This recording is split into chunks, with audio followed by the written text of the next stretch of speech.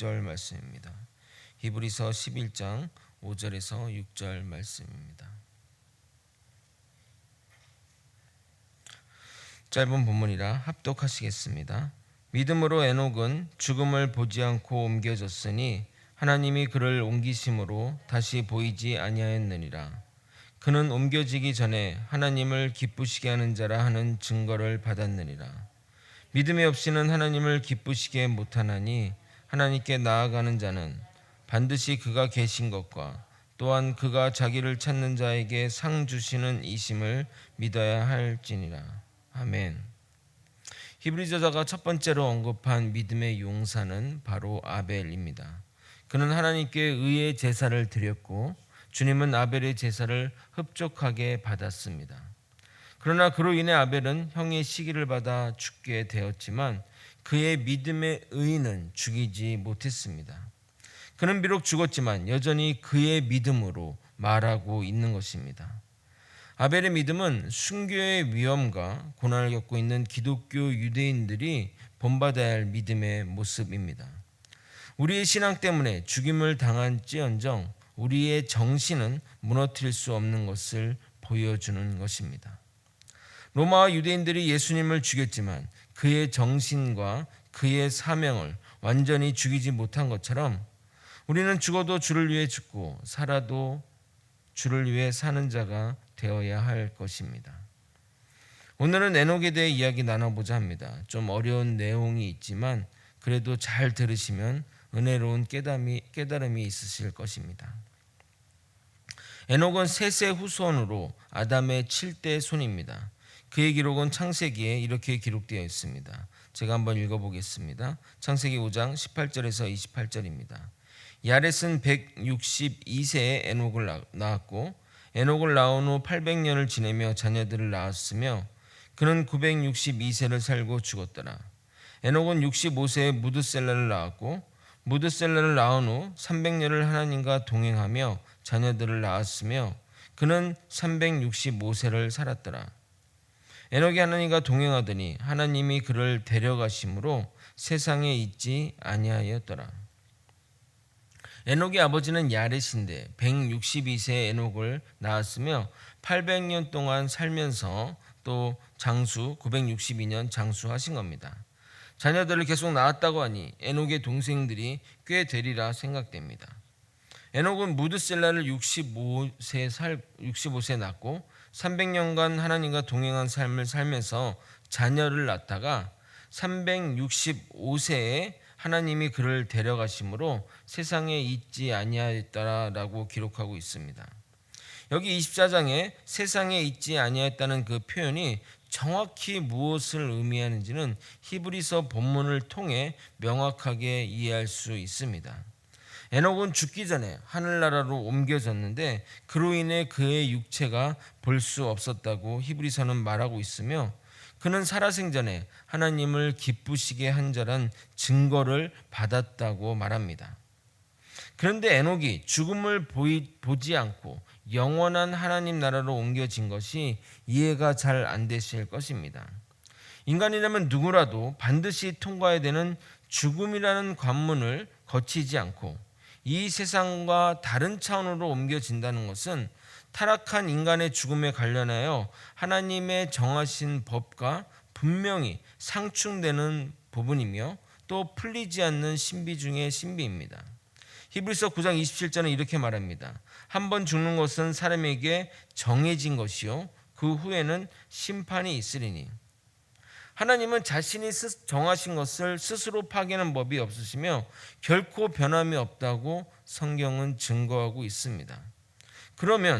그리고 또한 사실 에녹이 하늘로 들러 올라갈 때 지상에 입고 있던 육체를 그대로 가지고 간다는 것 또한 불가능합니다. 하늘에 속한 형체와 땅에 속한 형체가 전혀 다르기 때문에 그가 들려 올라가는 과정에서 신비로운 변화를 체험했을 것이라고 학자들은 이야기합니다.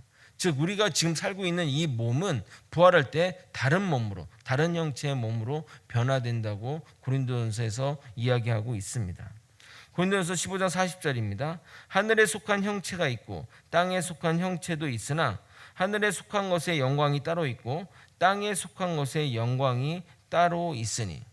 그러니까 우리가 부활할 때는 부활의 영성체를 믿고 태어나게 되는 겁니다. 새롭게 태어나는 거죠.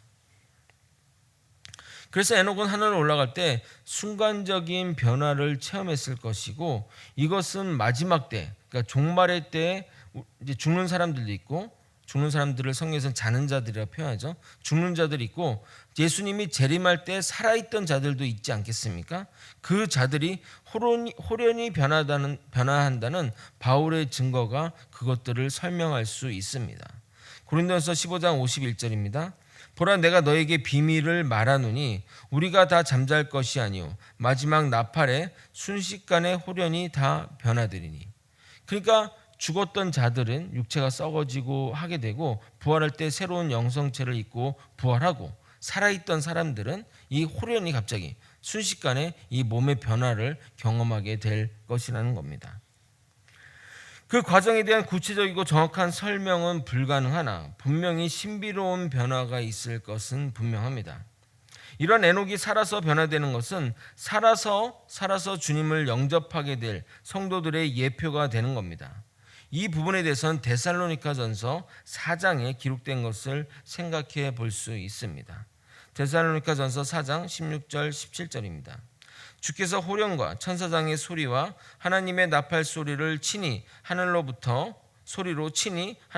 강림하시리니, 그리스도 안에서 죽은 자들이 먼저 일어나고, 그러니까 먼저 죽은 사람들이 먼저 하게 되고, 그 후에 우리 살아남은 자들도 그들과 함께 구름 속으로 끌려올려 공중에서 주를 영접하게 하시리니, 그래야 우리가 항상 주와 함께 있으리라.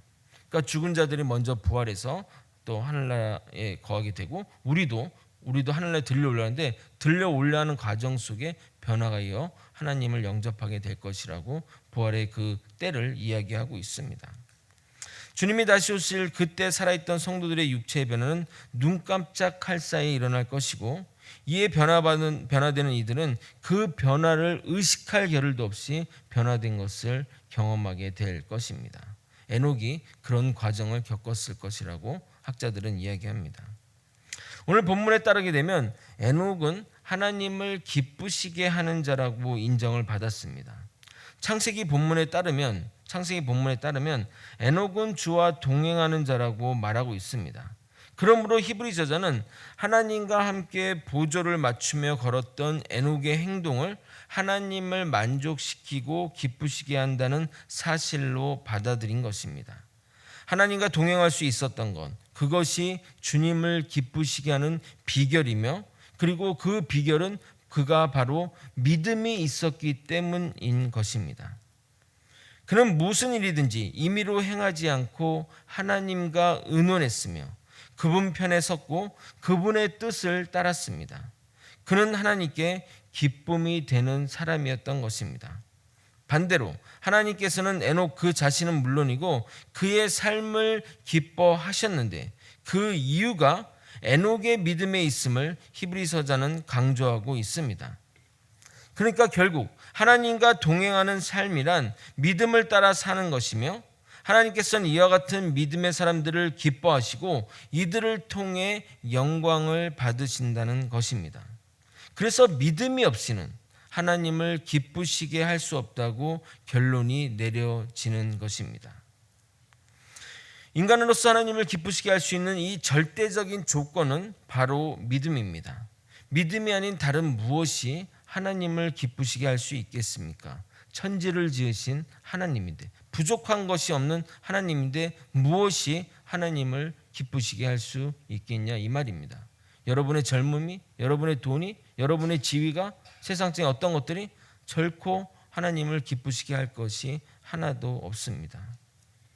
거제소망교회 성도 여러분, 여러분은 하나님을 기쁘시게 할 믿음이 있으십니까? 우리는 하도 교회에서 믿음을 강조하니까 듣는 것만으로 자신에게 믿음이 당연히 있다고 생각합니다. 어떤 분은 교회 출석을 믿음이라고 생각하는 분도 있습니다. 그래서 하나님을 아는 것, 또 하나님으로 그냥 믿는 것, 이 정도로 믿음이 있다고 생각합니다. 그래서 계속해서 11장 이 믿음장을 읽어 나갈수록 우리 스스로 질문하게 됩니다. 나에게 믿음이 있는가? 이 믿음의 선진들이 살았던 그 믿음이 나에게 있는가? 라는 그 질문을 하게 되면서 그러면 나는 주님을 기쁘시게 할 수 있는가? 이 질문으로 나아가게 되는 겁니다. 그럼 히브리서전이 말하는 믿음이 무엇인지 구체적으로 살펴보도록 하겠습니다. 믿음이 뭔지를 제가 정의해 드리도록 하겠습니다. 히브리서가 말하는 이 믿음이 뭔지를 정의해 드리도록 하겠습니다. 먼저 믿음으로 하나님께 나아간 자는 두 가지를 믿어야 합니다. 첫 번째는 하나님의 존재에 대한 믿음입니다. 즉 하나님은 존재하시되 언제나 살아계시다는 믿음을 말합니다. 하나님께서는 과거 신앙의 선배들 때만 계셨다가 지금은 자취를 감춘 것이 아니라 지금도 그때처럼 변함없이 살아계십니다. 그래서 믿음의 첫 번째 요소는 하나님의 존재에 대한 확신입니다. 이것이 전제되지 않고서는 믿음이 성립될 수 없습니다. 하나님의 존재를 부인한 자들은 무신론자들입니다. 하나님의 존재를 부정하는 이 무신론자들은 하나님께 나아갈 수 없는 것은 너무나 당연합니다. 그렇다면 반대로 하나님께 나아간다는 것은 믿음의 대상인 하나님의 존재를 인정한다는 것입니다. 아멘. 우리가 믿어야 할 두 번째는 하나님은 자기를 찾는 모든 이에게 상 주시는 분이라는 그 사실에 대한 믿음입니다. 하나님께 나아간 자들은 그가 우리에게 관심을 가지고 계시고 자기를 찾는 것에 대한 그 보답을 반드시 해준다는 사실을 믿어야 합니다.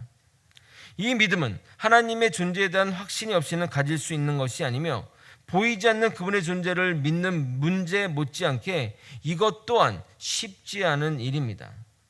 11장에 소개되는 모든 믿음의 선배들은 바로 이와 같은 믿음을 가진 자로서 그 믿음으로 하나님을 기쁘시게 한 자들입니다. 하나님을 찾는다는 것은 자신에 관련하여 어떤 문제에 관련하여 하나님께 부탁 또는 의뢰한다는 의미입니다. 일반적으로 돈이 필요한 사람은 어디 가죠? 은행 대출 창구를 찾듯이 우리의 문제를 해결해 주실 분이, 궁극적으로 해결해 주실 분이 주님이시라는 확신이 있는 자는 주님께 나아가 자신의 문제를 내어놓고 해결을 강구하게 되는 것입니다. 이러한 일련의 행위는 하나님에 대한 신뢰의 표시기에 하나님이 기뻐하시면 물론이고 우리에게 더 나아가 상급을 주신다는 겁니다. 그렇다면 하나님께서 우리에게 주시는 상급이 무엇인가요? 그것은 다른 무엇보다도 그분 자신을 가리킵니다. 하나님은 아브라함에게 나는 너의 지극히 큰 상급이라고 라는 말씀으로써 하나님 자신이 그를 믿는 백성에게 최상의 상급임을 알려주셨습니다. 창세기 15장 1절은 이렇게 말합니다. 이후에 여호와의 말씀이 환상 중에 아브라함에게 임하여 이르시되 아브라함아 두려워하지 말라. 나는 내 방패요 너의 지극히 큰 상급이니라. 아멘. 말씀을 정리하겠습니다. 에녹이 죽음을 경험하지 않고 홀연히 변화된 것은 예수님이 재림 시 살아있는 자들이 변화될 모습을 예표하는 것입니다. 이 놀라운 신비가 주와 동행하며 주님을 기쁘시게 한 에녹에게 제일 먼저 경험시켜 주신 겁니다. 히브리서자는 에녹의 동행이 주님을 기쁘시게 하는 행동으로 이해했습니다. 이 동행하는 삶, 주님을 기쁘시게 하는 삶의 전제 조건은 믿음입니다. 우리는 믿음을 너무 쉽게 생각하지만 결코 쉬운 일이 아님을 깨달아야 합니다. 하나님을 기쁘시게 하는 믿음은 두 가지를 또 전제해야 됩니다. 첫 번째는 하나님의 존재에 대한 믿음입니다. 하나님이 존재한다는 것과 살아계신 하나님이라는 사실에 대한 확고한 믿음이 있어야 합니다. 순한 논리처럼 들리겠지만 하나님이 계시다는 생각을 가지고 있으니까 주님께 나아갈 수 있는 것입니다. 만약 하나님이 죽었다, 신은 없다, 신은 죽었다고 생각하는 무신론자는 하나님이 믿지 않기 때문에, 하나님이 있다고 생각하지 않기 때문에 주님께 나오지 않을 것입니다. 우리는 하나님을 눈으로 보지 못하지만 살아계신 주님을 고백하는 자들입니다. 그래서 우리가 이렇게 찬양하는 거 아닙니까? 살아계신 주, 나의 참된 소망, 걱정 근심 전혀 없네. 사랑의 주, 내 갈 길 인도하니 내 삶 모든 기쁨 늘 충만하네 찬양하는 겁니다. 주님을 믿는 자는 항상 기쁨과 감사가 넘칠 수밖에 없어요. 주님이 동행하니까. 그런데 맨날 불평하고 맨날 그냥 죽겠다고 하고, 그럼 그 사람은 주님과 동행하는 삶이 아닌 거죠. 주님이 함께 있는데 왜 불평 불만이 나오고 왜 한숨이 나오겠습니까? 매일매일 주님과 동행하는 삶이 바로 주님을 기쁘시게 하는 자입니다. 두 번째는 하나님께 나오는 자에게 하나님은 상 주시는 분임에 대한 믿음을 가지고 있습니다. 주님께 나아간데 아무것도 안 준다면 왜 나아가겠습니까? 우리 이게 평일 이렇게 보게 되면 우리 교육자 사무실에 보면 초등학생들이 학교 끝나고 자주 옵니다. 왜냐하면 교회 오면 라면과 과자와 이런 먹을 것들이 있기 때문입니다. 제 아들도 저에게 자주 옵니다. 왜 온 줄 아십니까? 돈 달라고. 돈 안 주면 안 오니까 제가 항상 돈을 준비해 놓습니다. 그런데 여러분, 우리의 자녀들에게 최고의 존재가 누구인 줄 아십니까? 바로 접니다. 왜냐하면 제가 그들의 아버지이기 때문입니다. 물론 자녀들은 그것들을 모를 것이나 아버지가 만약 없다면, 그들에게 만약 아버지가 없다면 돈은커녕 부모 잃은 고아가 될 것입니다. 우리는 주님의 자녀입니다. 하나님은 우리의 아버지이십니다. 하나님이 우리에게 가장 큰 상급임을 믿으시길 바랍니다.